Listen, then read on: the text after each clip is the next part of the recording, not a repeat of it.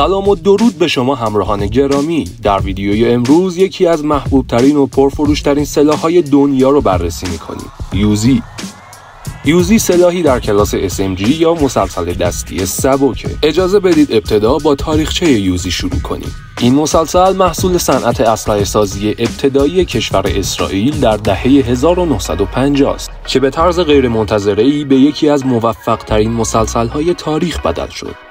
مخترع این اسلحه آقای اوزی گال یک یهودی اسرائیلی آلمانی الاصل بود که مسلسل یوزی رو در سال 1948 طراحی کرد. این اسلحه در زبان عبری مخفف اسم اوزیل است و در زبان لاتین آمریکایی یوزی خوانده می شود. اوزی گال بنابر وصیتش امتیاز اسلحه یوزی رو در اختیار وزارت دفاع اسرائیل قرار داد.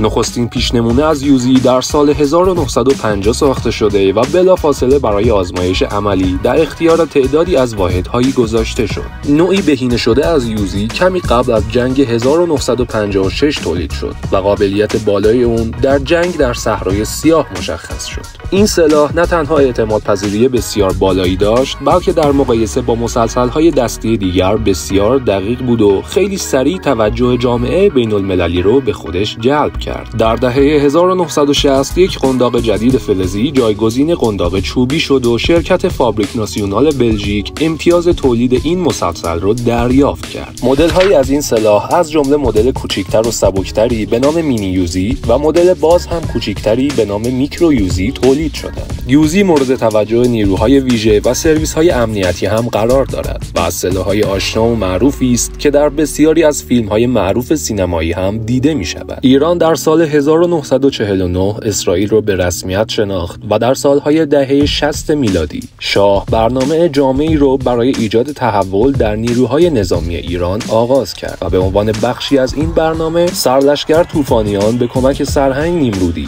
قراردادی را با صنایع جنگ افزاری اسرائیل برای خرید و تحویل مسلسل یوزی امضا کرد. مسلسل‌های یوزی که از طرف ایران سفارش داده شده بودند دارای نشان شاهنشاهی، شماره ساخت و یگان دارنده این اسلحه به زبان فارسی بودند. جالبه که این سلاح‌ها هنوزم در ایران استفاده میشن.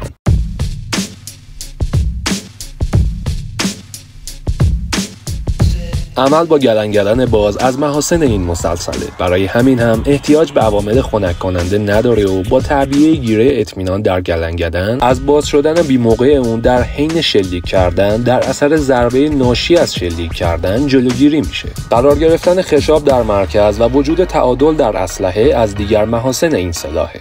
در مسلسل دستی یوزی یک ضامن قبضه‌ای وجود داره که کارکرد اسلحه رو خیلی مطمئن‌تر میکنه. یا به عبارت دیگه برای شلیک اسلحه چکوندن ماشه به تنهایی کافی نیست و باید دست پشت قبضه تپانچه‌ای شکل رو کاملا گرفته باشه، وگرنه اگر ماشه رو هم بکشید اسلحه شروع به تیراندازی نمیکنه. دو نوع قنداق در مسلسل یوزی وجود داره که یکی چوبی و دیگری تاشوست و طول اونها اکثرا 20 سانتی متره، به استثنای مدل‌های خاصی که قنداق‌های بلند داشته باشند. اما بعد از سال 1960 که در فرم گلنگدن یوزی تغییراتی داده شد، قنداق‌ها همگی تاشو و فلزی شدند. یوزی در نسخه اصلی و با قنداق باز 67 سانتی متر و با قنداق بسته فقط 45 سانتی متر طول داره. این قنداق فلزی دو تیکه است و در پشت سلاح جمع میشه. در ساختار یوزی استفاده ماهرانه و صحیحی از ورقه فولاد پرس شده به کار گرفته شده و خبری از هیچ گونه پلاستیک نیست. به گفته بسیاری از منابع، اوزیگال در طراحی یوزی از اسلحه ساخت چک اسلواکی AS-23 الهام گرفته،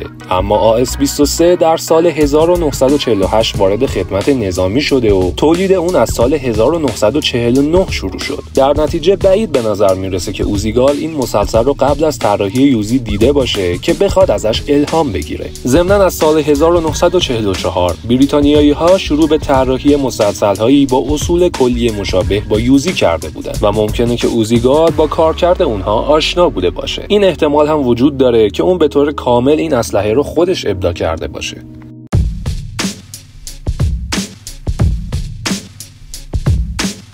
خشاب سلاح 32 فشنگی است، ولی روزهای نخست خشاب 20 فشنگی برای اون ساخته شده بود. اگرچه خشاب 40 و 50 فشنگی هم برای اون در دسترسه. دستگیره گلنگدن سلاح که معمولا برای سایر تفنگ‌ها در بغل سلاح تعبیه میشه، برای یوزی روی سلاح قرار گرفته. کاربرد اصلی و مهم این قابلیت مسلح کردن اون با هر دو دسته. دریچه پوک پران هم در سمت راست طراحی شده. برگه ناظم یوزی روی قبضه اون قرار داره که میشه به راحتی با انگشت شست اون رو حرکت داد که شامل 3 حالت ضامن، تک‌تیر و رگباره. یوزی شعله پوش نداره، اما میشه روی اون صدا خفه کن نصب کرد. یوزی یک حالت نشانه‌گیری در عقب به شکل ال داره که برای هدفگیری در برد 100 و 200 متر درجه بندی شده و مگسک اون هم در جلوی سلاح قرار گرفته.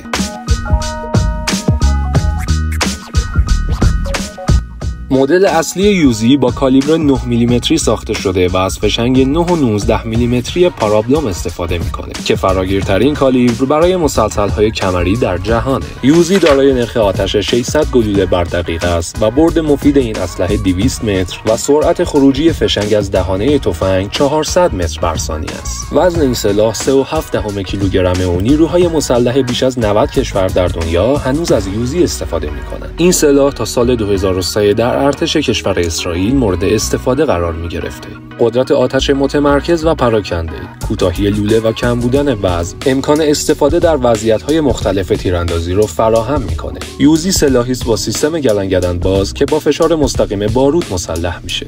این سلاح قطعات متحرک کمی داره و از این رو آنچنان حساس نیست و بسیار راحت شلیک می‌کنه. از یوزی به 2 روش میشه استفاده کرد. یکی به حالت قنداق باز که به شونه تکیه داده میشه و یکی هم به صورت قنداق بسته.